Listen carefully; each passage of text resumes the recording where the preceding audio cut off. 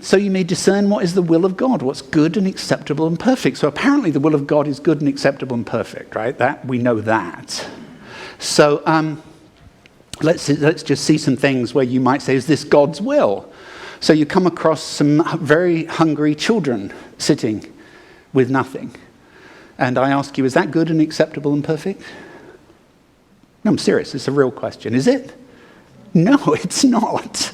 That can't possibly be the will of God, can it? That there be little children who are sitting around hungry and starving in the world. That can't be the will of God. And then you see something like this. This is an atom bomb going off. And you say, is that good and acceptable and perfect? My gut reaction is to say, of course not. But when you do that, somebody will come back at you.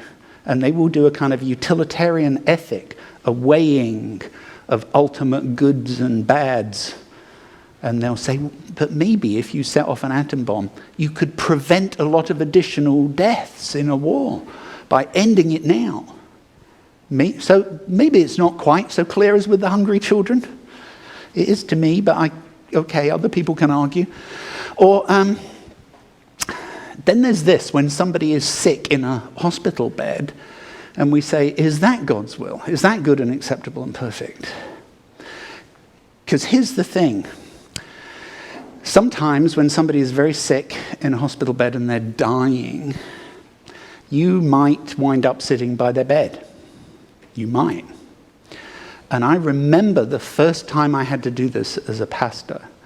I hadn't been a pastor very long, and I got a phone call from a friend from the church I was serving, and her next-door neighbor, who was not part of any church at all, was a couple, and the guy was in a hospital bed, and he was dying. He had liver failure, and his wife was sitting by the bed, and my friend said, will you go?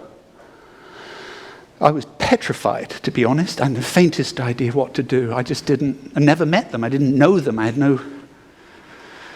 So I called a friend, and my friend is at the time, was one of the lead ethicists at UTMC, at the medical hospital. And as an ethicist, she spent most of her day going around to people who were in situations of death and dying and talking to them.